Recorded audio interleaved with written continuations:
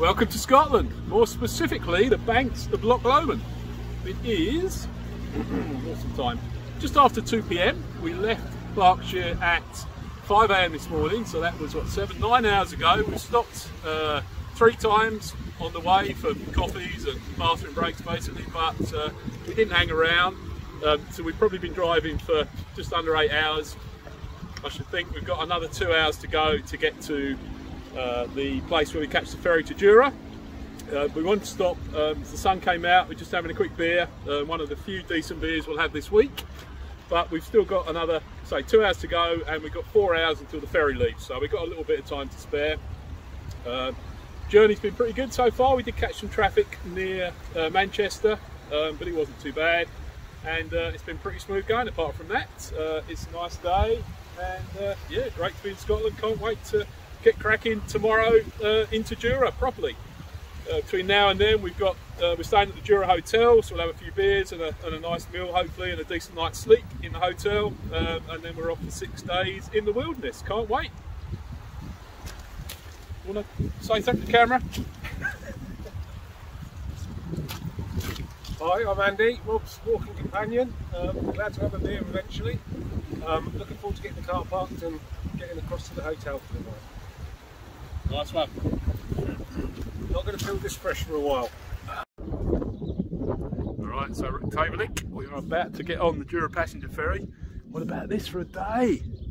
Stop snowing. Absolutely crushed it. We drove through, actually it wasn't really, it's more hail than snow, but we drove through a pretty serious hailstorm about, I suppose, half an hour before we got to Table. We'd just been sat in the car park having a couple of sort of last craft beers before we subjected to a week of macro beers and spirits, but apart from that we're making the best of it. What a glorious spot, absolutely gorgeous. There's the passenger ferry in the background, carries 12 people, not sure how many of us are on it, but yeah, it takes about 40-50 minutes to get across to Jura, and then we're going to get stuck into a few beers and a nice meal in the restaurant, yeah, almost like a condemned man's meal, as you say. And then first thing tomorrow morning we are seriously going to hit the wilderness. Can't wait, we've been planning this for so long, it's going to be absolutely brilliant.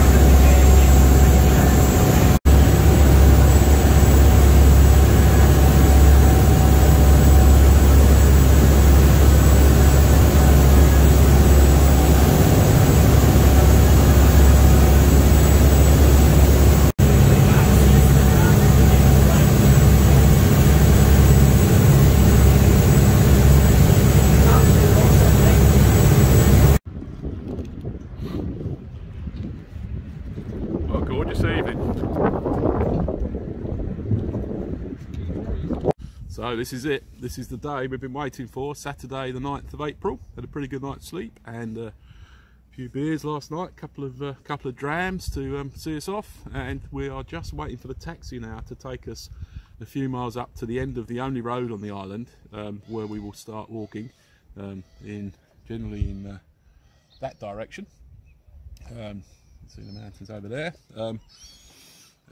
Yeah, we should be starting walking at about 9:30, and we've got 7 or 8 miles to go across very, very difficult terrain. It's going to be boggy, big tussocky grass, quite hilly, yeah, it's going to take us, we reckon, maybe 5 hours, maybe a bit longer, to get the 7 miles over the top and down the other side to where we're headed to the Bothy this evening. But we've got plenty of time. We should still be there middle of the afternoon.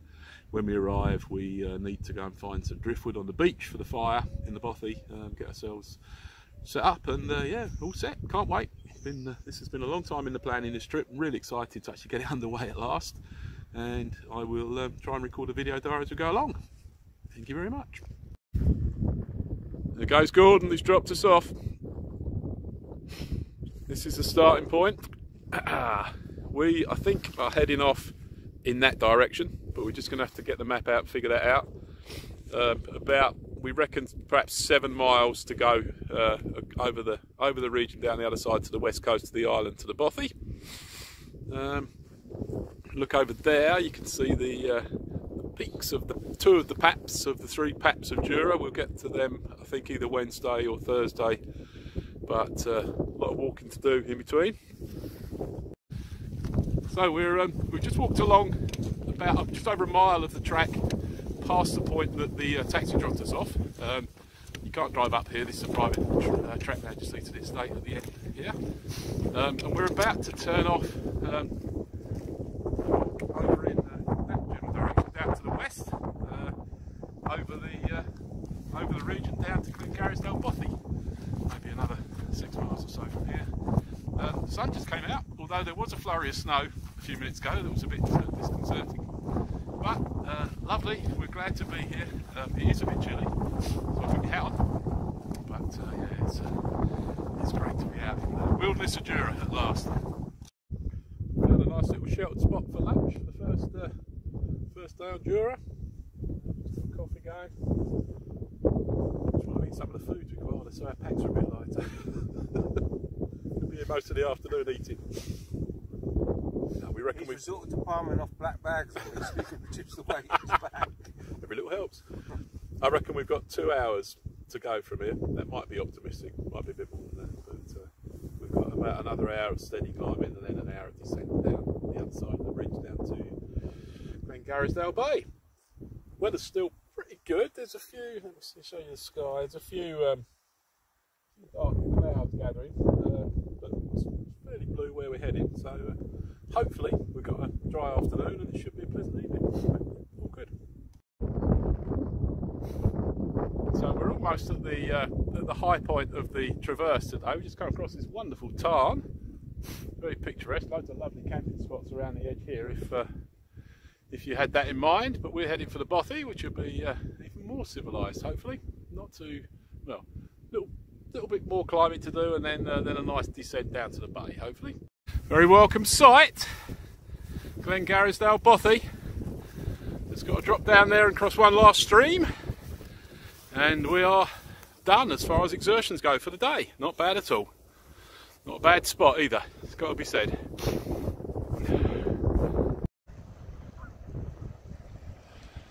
We dumped our bags at the Bothy, and now we're trying to collect some driftwood for a fire, which is proven to be a bit elusive at the moment, but what a spot.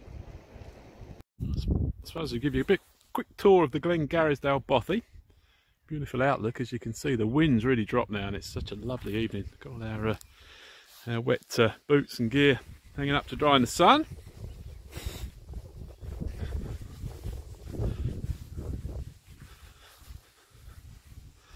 This is essentially a 2-room Bothy, 2 kind of separate self-contained rooms. That's just a storage room for, I don't know what, maintenance gear, I guess. So this is one room. Unfortunately, the stove in this room is out of action. It's going to be replaced, it says there, in the spring of 2022, so that'll have to be soon. There's a nice big sleeping platform there. There's even a camp bed there, and bits and pieces of equipment that people have left behind. I guess, you know, if you're short of a can opener or a gas canister or whatever, that's all nice to know it's there. And there's a table and chairs. As I say, unfortunately the stove is out of action in this room, so there's no means of heating it. So we are going to be... So we're nicely settled in at the Bothy now. First night, really amazing first day, really. I mean, just a few thoughts. I think we both agreed it was one of the harder days walking we've ever done in terms of terrain, not so much length. You know, we've done maybe 8-9 miles, I suppose, but really very, very hard going at times, quite boggy. The tussocky grass is really challenging, so it took us a while to find our sort of feet with that. I think what we learned is that very much easier walking through the last year's dead bracken than it is walking through the tussocky grass. The bracken doesn't seem to grow on the boggiest ground, so if you track through the bracken, that tends to be much drier underfoot than the bits where the bracken isn't. So we'll learn from that, I think, the rest of the week, and probably try and aim for the bracken as much as possible. Obviously not the case later in the summer when the bracken's grown again this year. Then it starts to become very difficult because it's full of ticks and also quite difficult to fight your way through. So this time of year, certainly bracken is the best ground. But yeah, just a really lovely day's weather, and yeah, we've got a lovely spot here just to relax. We're gonna get the fire lit shortly, have a bit of dinner, and then have a few. Couldn't have done it without poles and a few drams out of the brandy and Drambuie stocks this evening. But we've got to be carefully rationing that because we've got 6 nights out in the wilderness, and we've only got 2 litres between us, so you're gonna have to go easy. But yeah, no, it was great. We could, as Ali just says, couldn't possibly have done it without walking poles. It's we were actually toing and froing about whether to bring poles with us on this trip or whether to bring a pair each. We were thinking about using one each. We would have been really struggling at times today without a pair of walking poles each, mainly for navigating steep downhill sections, because obviously carrying a 20-kilo pack, you need to be pretty careful, especially when you descend in steep, slippery sections. So yeah, that was a godsend to both have a pair of poles, and also sort of when you're crossing little streams or whatever, it's nice to kind of pole vault your way across and make sure you don't lose your balance. Even still, I fell over 3 times today, twice sort of up to my knees in flooded sort of boggy areas. So yeah, I don't think that's really can be avoided. But generally, yeah, just it's a great day, brilliant start to the week, and I don't expect this weather to last like this all the week. But you know, if we get another day or 2 like this, we'll be very lucky. All right, so we've got nicely settled now. We've got the fire going a treat. It's still daylight outside, but the sun's starting to go down. We've got a little wee dram of brandy on the go, and got my bed set up on the top platform there. Need to make sure I remember I'm sleeping on the top bunk if I have to get out of bed in the night. But yeah, got the boots hanging up to dry. Really cosy spot now. It's warming up a treat in here. All right, so we're just heading out on day 2. Another pretty nice day, to be fair. You can see the sun just coming up over the hill there. We're heading west, basically down the west coast, or south, I should say, down the west coast of Jura. What time is it? Just after 8 o'clock? Quarter past, yeah. 8:15. We'll very peaceful night. I reckon we got 7 or 8 miles to do today. No doubt, horrendously tough going again. So it's probably going to take us 4 or 5 hours to get down there. But all we've got is time, so there's no panic. Lovely bothy, by the way, really nice. Could not recommend this place more highly. Glengarrisdale bothy. You owe it to yourself to experience this once in your life, at least. Let's blew the cobwebs away. We just hiked up the hill to the south of the bothy. You can just see the red roof down there over my shoulder. This, we reckon, is the site of the McLean Castle. That's right, isn't it? Yeah. That was here in the 16th century, and there was apparently a big battle down in the valley behind us there between the Campbells and the McLeans. But apparently they had a castle up here on this hilltop, although there's not really actually any evidence of it now. I guess all the stones were cleared away for the construction of the livestock walls and the buildings down in the valley there, because there are several other ruined buildings apart from the bothy, which of course isn't ruined, which would have been livestock holders or whatever centuries ago. Tough living out here anyway, that's for sure. Long way from the civilization. Anyway, yeah, it's a good start to the day. Glorious weather again. We're so lucky. This is the first week in April. It's absolutely outrageous. No right for it to be as nice as this in Scotland at this time of year. Anyway, we're cracking on. We're heading up over that big lump there and down the west coast of Jura, which is what we came up here for. This is you know, absolutely pristine wild environment. No humans, no paths, no roads, just wildlife and mountains and boggy terrain. I'll go in, but we'll make the best of it. How about this for a view then? That's west coast of Jura, looking across to, I'm not sure what island that is, might be Mull. I'll get back to you on that one.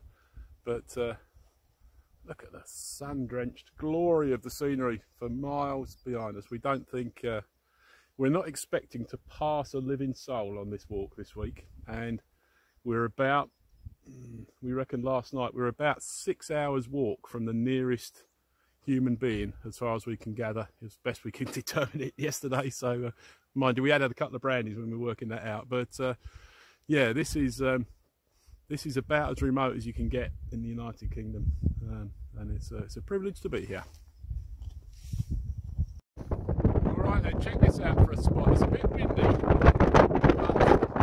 just look at what we've got laid out in front of us here.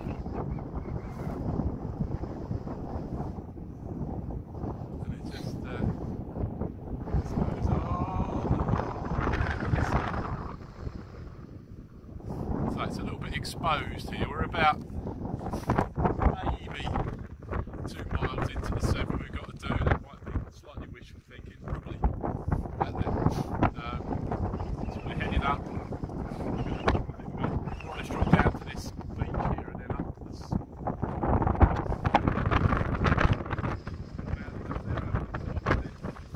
Stay fairly close to the coastline, I think, then for the rest of the day. We just stopped for a coffee and sort of early lunch, first instalment of lunch, let's call it, and we're cracking on, making good progress. Yeah. Well, we could probably just cut down here, and you don't think we'd be able to get? When you went up, I didn't think we could have come. I don't really. There's a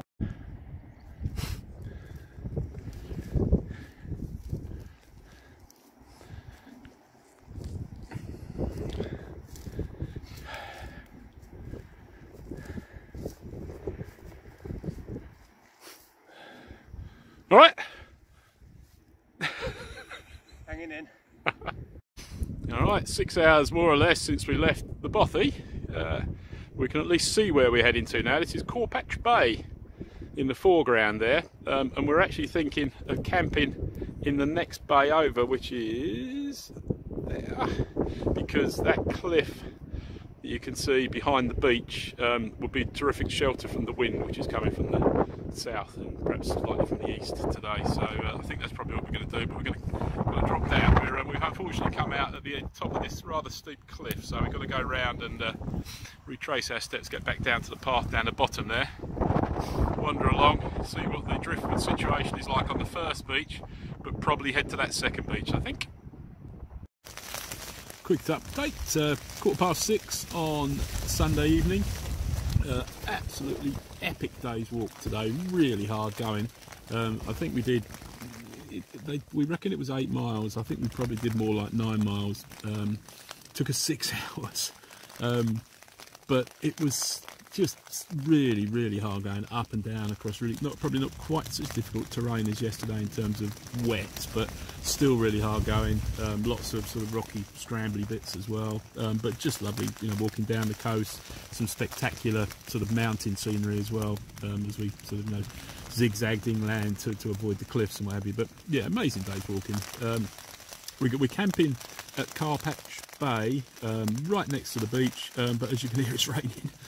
So we did get set up in the dry, had my dinner, we just collected a load of driftwood for a fire, just lit the fire, and then the rain started, so never mind. You know, we were lucky really that it didn't rain earlier on. It would be much more inconvenient if it had been raining while we were walking, so you know, such is life. Probably going to be an early night tonight. I'm very tired actually. It was one of the hardest days walking I've ever done, but really brilliant. You know, just spectacular location. Yeah, so that's it. More tomorrow, more of the same. That same sort of distance again tomorrow. Heading down the west coast to the Runtolane bothy. So at least we're in the bothy tomorrow night, so we can definitely have a fire, definitely stay warm and dry, hopefully. And yeah, but never mind. It's been great. Good morning from Corpatch Bay. You can see the view that we've woken up to this morning. It has rained in the night. The wind changed from the south to the west, which means that I'm afraid my tent has suffered a fatal injury. You can see the hole.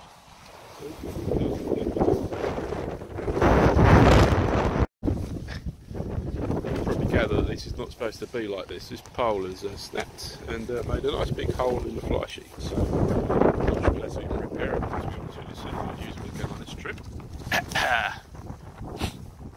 And his tent has also failed, and not so dramatically as mine.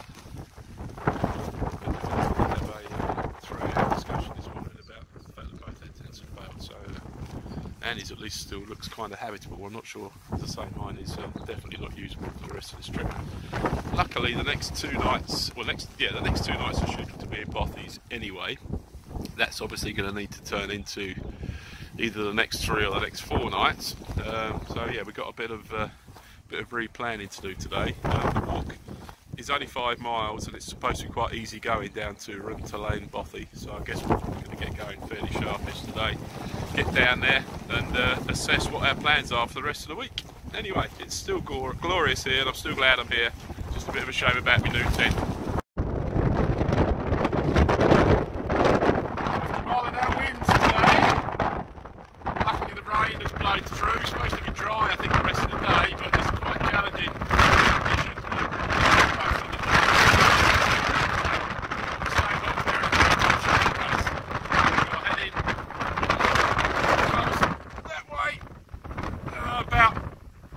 Maybe 6-7 miles today, something like that, down to the corner at the north end of the island.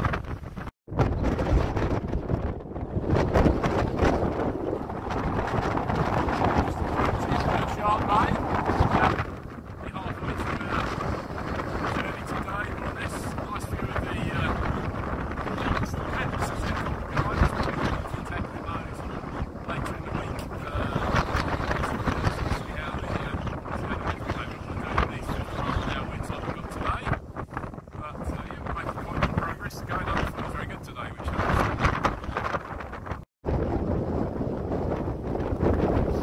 Sure the sound's going to pick up because of the wind, but that's Shan Bay, is that right? Shan Bay, yeah.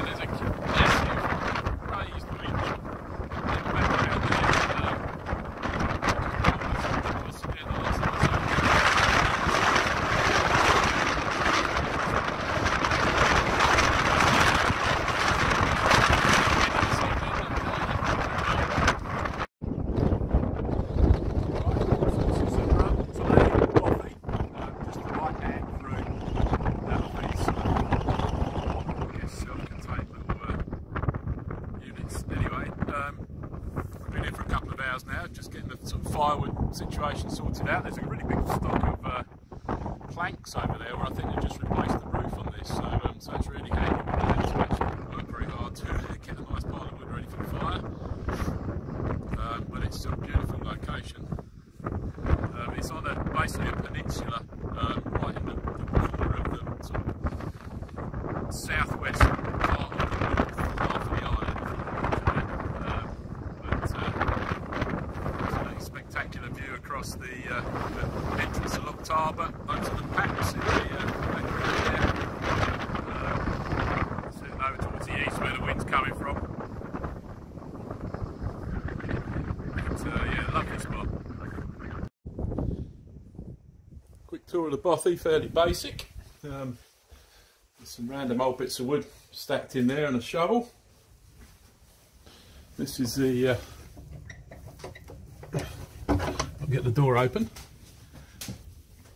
This is the bothy room. Basically one window. We've got all our gear stacked up down here. Table in the corner with bits and pieces and the guest book. And we've got a awesome roaring fire going and quite a nice stock of wood over in the corner there. So I don't think we're going to be cold this evening. Certainly be better than last night, that's for sure. Yes, wouldn't have to be very good to be better than last night. There are 2 bed frames with sort of strange kind of string sort of hammocky things slung off them, but neither of which look terribly comfortable and certainly rather hazardous to inflatable sleep pads. So we're not going to be sleeping on those. I think we're going to be sleeping on the floor. But, it's basically nice and dry and it's going to be very warm, I think, when that fire fully warms the air. So yeah, not such a bad place to be. Lovely outlook, and yeah, we're just trying to figure out what we can do next couple of days now, because our plans have been slightly thrown into a bit of a state of flux by my tent no longer being serviceable. But we're still working on a plan.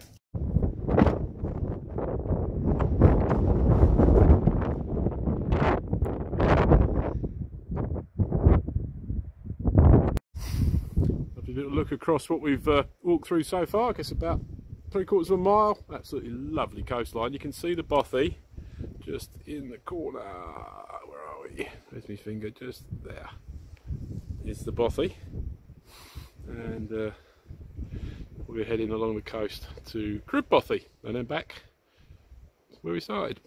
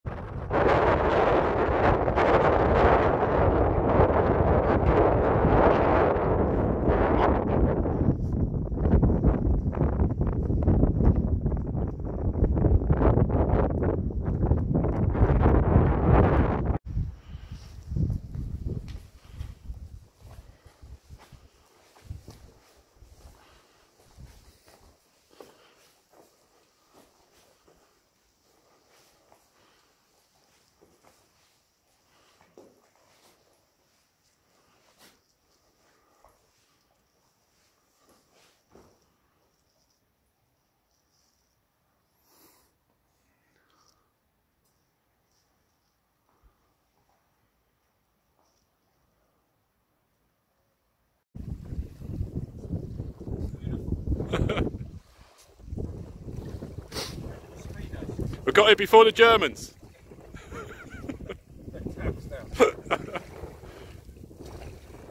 What a beautiful spot. Amazing, isn't it, eh?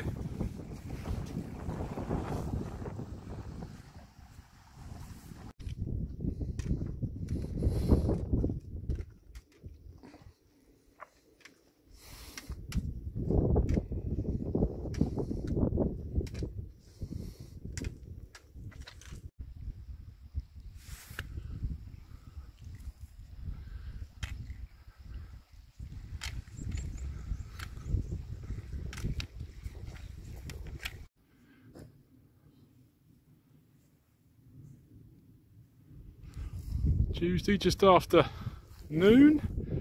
The forecast rain hasn't arrived yet. I think it's going to rain at some point this afternoon, but still quite bright. Still spectacular walking, still amazing views. We're still having fun. So we just arrived at Crib Bothy, Tuesday, about 1 o'clock. This was just a day walk today, so we're going to be staying at this bothy tomorrow evening, hopefully, if we get here in time and there's nobody in. It's 2 separate rooms here. I'll show you that in a minute. But what a fantastic location on a really sheltered bay here. Yeah, very, very peaceful setting, nicely out of the wind, and yeah, what an outlook, just incredible. There's 2 separate self-contained rooms in this bothy. Here's the first of them. Nice fireplace. Got an extensive library. A fair amount of sort of bench, table sitting, whatever. There's three folding chairs there as well, so damn sight better seating accommodation than we've got at Runter Lane. And lots of space to hang your stuff up. Here's the second bothy room. More sleeping platforms in this one, so probably room for, I don't know, 6 perhaps, although it's actually a bit smaller. Another nice little fireplace there, and yeah, it's brilliant, absolutely great. And look, just look at the view out there, fantastic. I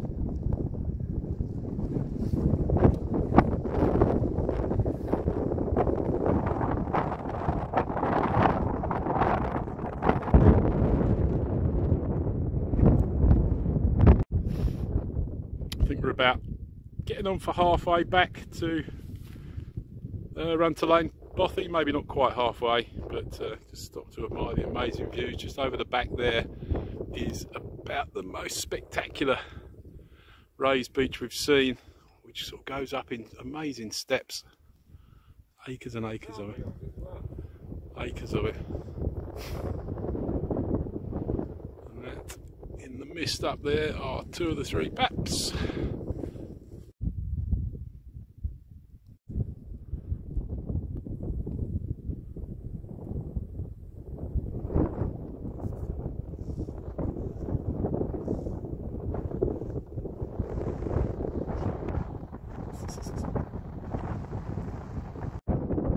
Back from our walk to Crib Bothy and back, about 7 hours total, and just walked up to the pile of the pile of rocks, I should say, at the most southwesterly point of the northern half of Jura Island. You can see the Bothy just down there, over there, and just look at the panorama we've got to work with here. Looking east into Loch Tarbert and across to the southern half of Jura. The paps in the mist as they've been all day, pretty much.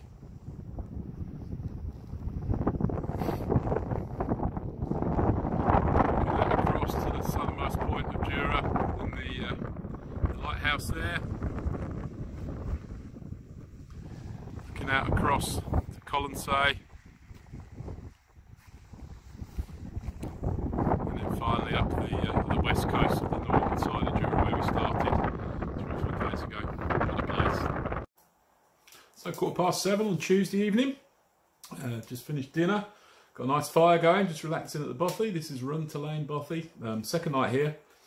Fantastic walk today. We walked along the coast to Crib Bothy, which was very slow going but absolutely amazing. We really took our time crossing just loads of lovely pristine sandy beaches and great sort of rock kind of stuff to clamber over, and some really interesting caves where so we sort of stopped to explore along the way.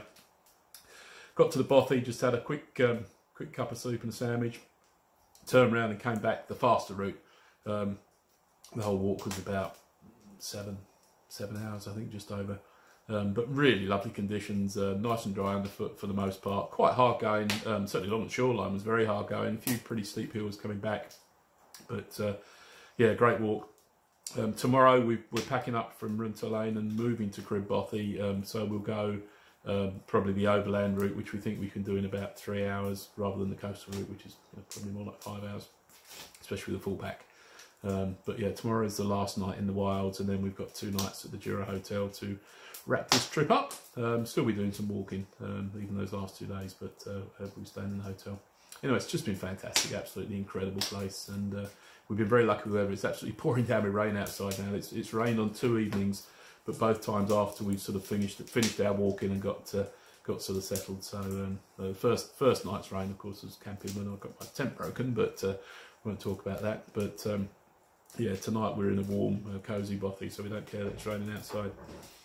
Anyway, I will get back to you tomorrow.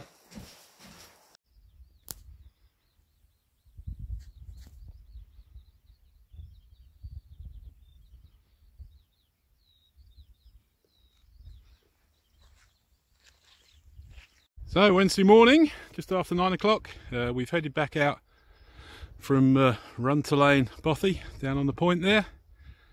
There was raining about an hour ago, but it seems to have cleared up. Hopefully at least there's a window in the weather. And we are heading east, across the entrance to, looking across the entrance to Loch Tarbert there, and you can just see, peeking through the clouds there, the top of the highest pap that we may get a chance to have a go at on Friday. And then we're heading in that direction over the hills to Crib Bothy, about 3 hours away hopefully.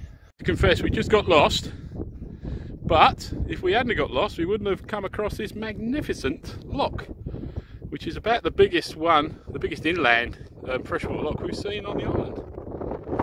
We think we know where we are now, and we're heading in the right direction. A bit misty, which hasn't helped the navigation. The sun did come out, but now it's got a bit misty again.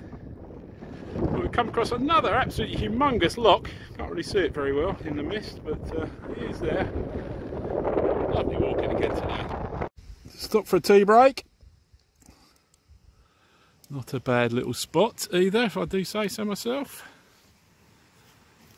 Check this out. Still a bit misty, but not cold. Hardly any wind today.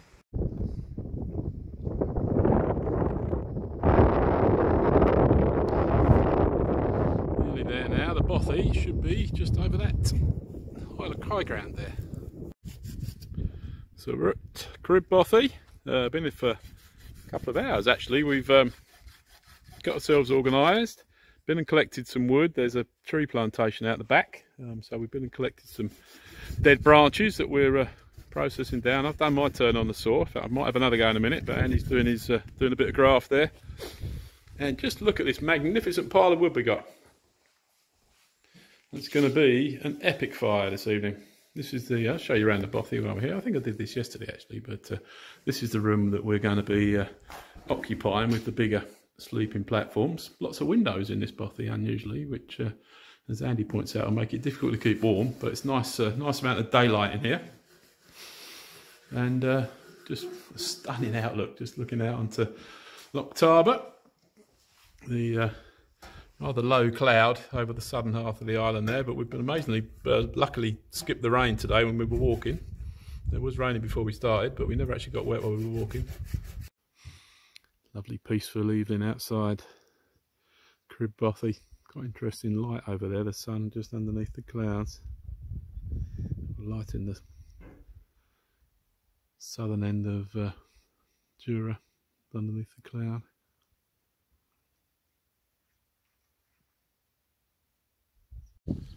Thursday morning, we've just set out from what is our last night in the bothy at Crib. We're just standing above the tree plantation, which is behind where the bothy is. So it's very handy for collecting dead fall wood for your fire. Nice view across to the paps there, just peeping out through the top of the mist. It is raining unfortunately this morning. First time we've actually walked in rain the whole week, which is pretty amazing for April.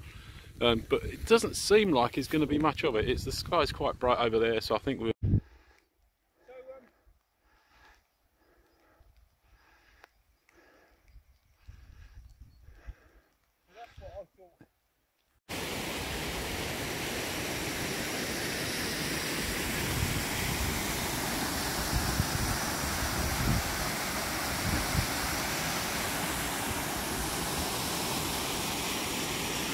Still haven't seen anybody since Saturday.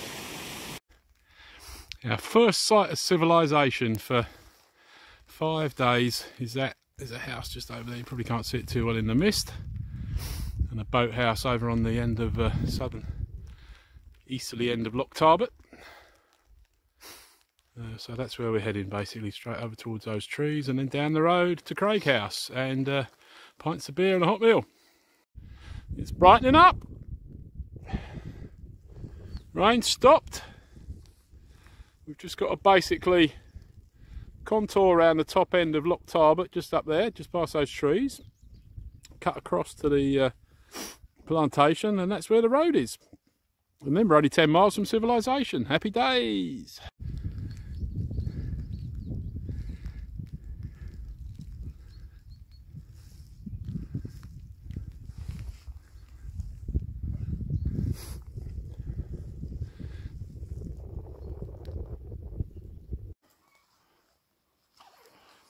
Amazing, second week in April, and there's not a bud or a leaf or anything on any of these trees. That's how far north we are and how late the growing season starts here. About to say goodbye to Loch Tarbert, which has been a permanent site for us for the last 3 days. Another half mile to the road, I think. And just there is the first sign of human life we've seen since Saturday morning, and it's now Thursday lunchtime.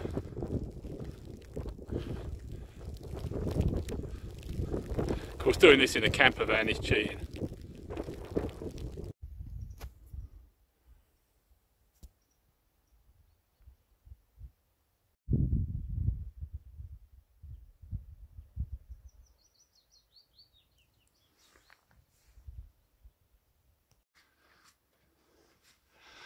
Easy going today on the road. We are going to walk down as far as the golf course and then head over to the mountains over there and sort of contour around the lower peaks back to the hotel and the bar.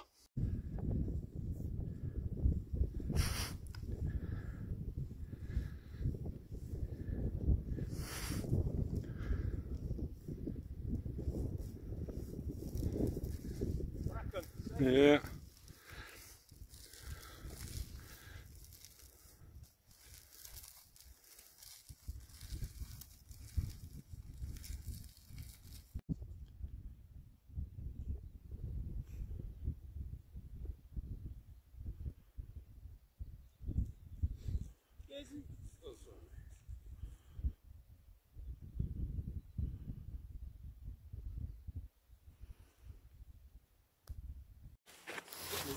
This is serious Blair Witch Project country we're into here.